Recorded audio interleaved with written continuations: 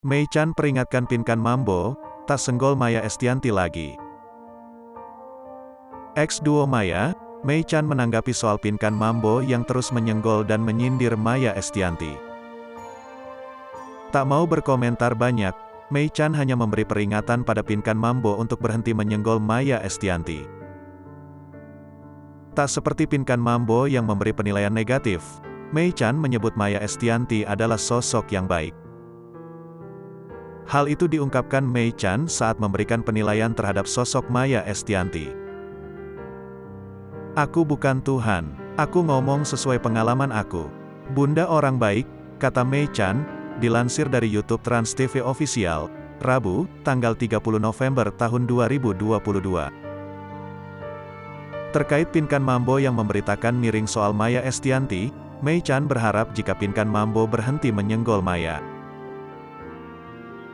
Ia juga berharap hubungan Pinkan Mambo dan Maya Estianty baik-baik saja. "Ia harus berdamai. Orang tua saya mengajarkan berdamai. Jahit Pinkan ingat dulu, janganlah kayak gitu," kata Mei Chan.